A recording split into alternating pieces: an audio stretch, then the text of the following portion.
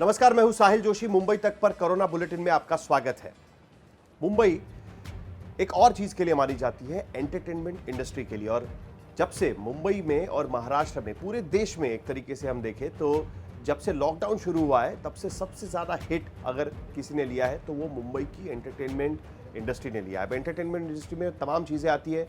Film industry है, जो television serials का शूट करते हैं या बाकी सारी चीज़ें बनाते हैं, वो लोग भी हैं। बहुत सारे लोग इसमें शामिल हैं, जिसके वजह से मुंबई की एंटरटेनमेंट इंडस्ट्री पूरी तरीके से ठप है। ना कोई शूटिंग हो रही है, ना कोई एडिटिंग हो रही है, ना कोई नई रिलीज हो पा रही है। ऐसे में अब जब सरकार एक के बाद एक लॉकडाउन में रिलैक्सेशन यानी रियायत देने की तैयारी कर रही है, तब इंडस्ट्री के लोगों को भी लग रहा है कि क्यों ना उनको भी कुछ काम शुरू करने की मोहलत मिल जाए। और इसी के चलते महाराष्ट्र के मुख्यमंत्री उद्धव ठाकरे से इंडस्ट्री के कुछ लोगों ने आज मुलाकात की। हालांकि ये मुलाकात भी वीडियो कॉन्फ्रेंसिंग के जरिए ही हुई, लेकिन और ज़्यादातर लोग इसमें सभी लोग इसमें मराठी एंटरटेनमेंट इंडस्ट्री से थे, जिसमें प्रोड्यूसर्स थे, एक्टर्स थे, कुछ डायरेक्टर्स भी थे।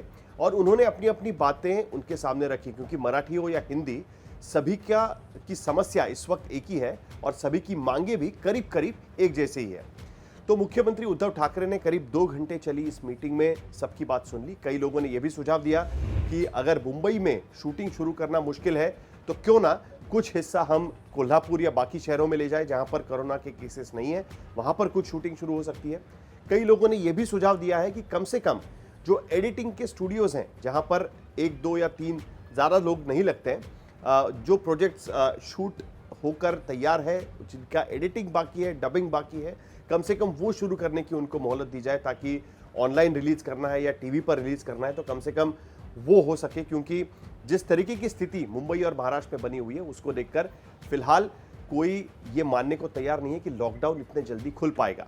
और इसी के चलते ये भी मांगे उनके सामने रखी गई है। लेकिन मुख्यमंत्री ने सबकी बातें सुन ली, लेकिन अभी तक इस बारे में कोई फैसला नहीं लिया है।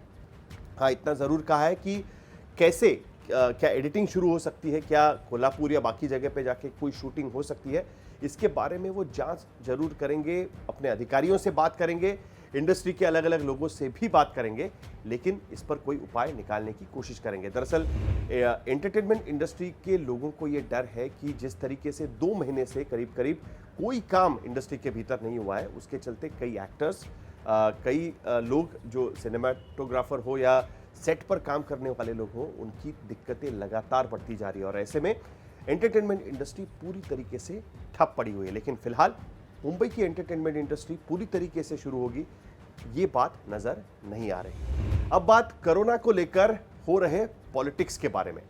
दरअसल केंद्र सरकार में भारतीय जनता पार्टी बार बार यह कह रही है कि कोविड को लेकर कोई राजनीति नहीं होनी चाहिए, सारे आंदोलन रोक दिया जाए, सरकार और विपक्ष एक साथ काम करेगी तभी बात बन पाएगी, क्योंकि एक राष्ट्रीय आपत्ति है। लेकिन दूसरी तरफ महाराष्ट्र में भारतीय जनता पार्टी, जो इस वक्त अपोजिशन में है, विपक्ष में है, उन्होंने अपने कार्यकर्ताओं को आदेश दिया है कि 22 तारीख को अपने घर के बाहर हाथ में प्लेकार्ड लेकर वो राज्य सरकार की नाकामी का विरोध करें।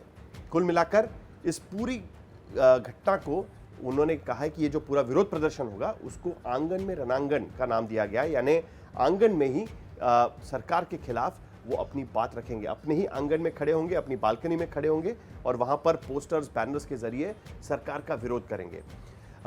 एक मीटिंग दरअसल बीजेपी के हाई लेवल नेताओं की हुई, सारे शीर्ष नेताओं की यह बैठक हुई, जिसमें नेता विपक्ष देवेंद्र फडणवीस, भाजपा के महाराष्ट्र के अध्यक्ष चंद्रकांत पाटिल, पार्टी के विधायक, सांसद, पदाधिकारी, ये सारे लोग शामिल थे। और इन नेताओं ने राज्यपाल भगत सिंह कोश्यारी से भी इस बारे में मीटिंग की और उसके बाद ये कहा कि ठाकरे सरकार, दरअसल महाराष्ट्र में जिस तरीके से नंबर्स बढ़ रहे हैं, कोऑर्डिनेशन की कमी है, बहुत सारी चीज़ों की दिक्कतें हो रही है, जिसके चलते अब विपक्ष को सड़क पर उतरना होगा। जो कोविड की सिचुएशन में नहीं हो पाएगा तो कम से कम उनके कार्यकर्ता अपने अपने घरों की बालकनी में खड़े रहे और सरकार का निषेध करें, सरकार के खिलाफ अपनी बात जनता तक पहुंचाने की कोशिश करें। अब राज्यपाल की मीटिंग के बाद राज्यपाल ने भी पूरे राज्य की स्थिति जानने के लिए अधिकारियों की मुख्यमंत्री के साथ बैठक बुलाई। जो गवर्नर हाउस है, उन्होंने अधिकृत प्रेस रिलीज में कहा कि मुख्यमंत्री और गवर्नर एक साथ मिलकर राज्य की स्थिति का जायजा लेंगे। लेकिन जो जानकारी हमारे पास है उसके मुताबिक महाराष्ट्र के मुख्यमंत्री इस मीटिंग में गए ही नहीं। हालांकि महाराष्ट्र के बाकी जो शीर्ष अधिकारी हैं उनको उन्होंने वहां पर जरूर भेजा, उनकी मीटिंग हुई, लेकिन मुख्यमंत्री इस मीटिंग में नहीं गए। कुल मिलाकर पिछले 1 से 1.5 महीने से लगातार विपक्ष बनाम मुख्यमंत्री ये लड़ाई चलती जा रही है।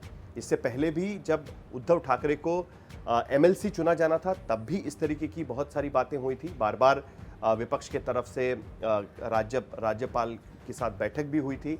आखिरकार रास्ता निकला, जो चुनाव होने थे अप्रैल में वो हुए, लेकिन राजनीति इस बात को लेकर लगातार चल रही है और आज की स्थिति में भी यह राजनीति जारी है। विपक्ष ने तय किया है कि 22 तारीख को इसके खिलाफ आंदोलन करेंगे। लेकिन दूसरी तरफ जो सरकारी पक्ष है यानी महाराष्ट्र विकास आघाड़ी, उनके नेता भी अब इसके खिलाफ डटकर खड़े हो गए। उनका यह कहना है कि आज की स्थिति में इस तरीके की राजनीति करना गलत है और विपक्ष को सरकार का साथ देना चाहिए। अब बात माइग्रेंट्स की। दरअसल आपने देखा कि बांद्रा में कई माइग्रेंट वर्कर्स ट्रेन छूट रही है ये सोचकर वहां पर बांद्रा स्टेशन के पास खड़े हो गए थे। दरअसल एक ट्रेन बिहार के लिए निकल रही थी।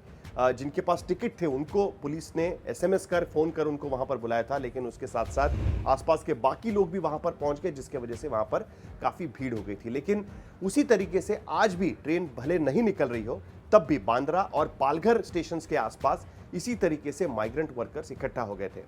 दरअसल पिछले कई दिनों से मुंबई और आसपास के इलाके में खास करके जो माइग्रेंट्स हैं वो अपने घर वापस जाना चाहते हैं और जितनी ट्रेनें छूटनी चाहिए उतनी ट्रेनें निकल नहीं रही है, जिसके चलते उनका सब्र का बांध टूट पड़ा है और जहां उनको अपॉर्चुनिटी मिलती है वो स्टेशन तक पहुंच जाते हैं।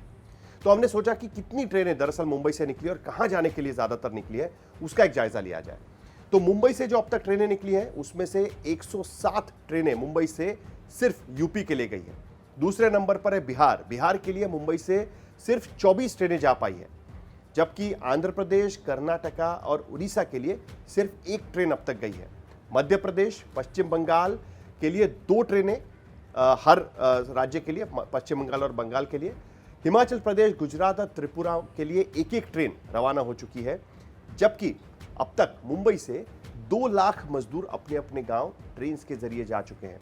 कई सारे लोग बस से भी गए हुए हैं, लेकिन उसके बावजूद ये समस्या जारी है और इसी के वजह से लगातार लोग इस तरीके से स्टेशन पर आ रहे हैं। हालांकि महाराष्ट्र सरकार अब बंगाल, उड़ीसा और बाकी राज्यों में भी कोशिश कर रही है, बिहार के लिए कोशिश कर रही है, क्योंकि आपने देखा कि यूपी के लिए 160 ट्रेनें अब तक गई है, जबकि बिहार के लिए सिर्फ 24 और बंगाल के लिए सिर्फ 2 ट्रेनें अब तक मुंबई से निकल चुकी है, जिसके चलते महाराष्ट्र सरकार की तरफ से भी अब कोशिश हो रही है। अब रेलवे ने भी कह दिया है कि उनके पास आवेदन भेजा जाए और रेलवे तय करेगी कि ट्रेन कब निकलेगी। अब सामने वाले राज्य पर निर्भर नहीं होना पड़ेगा।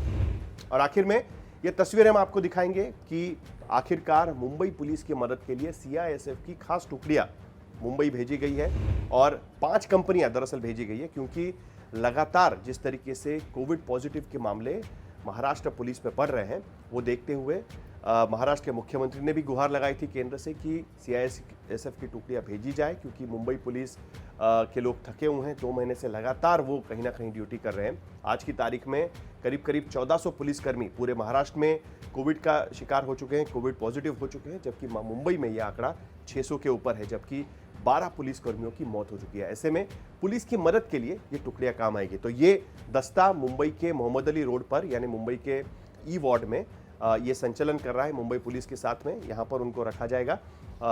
ये तस्वीरें हम आपको दिखा रहे हैं। तो कुल मिलाकर अब मुंबई में भी सीआईएसएफ का पहरा शुरू हो गया।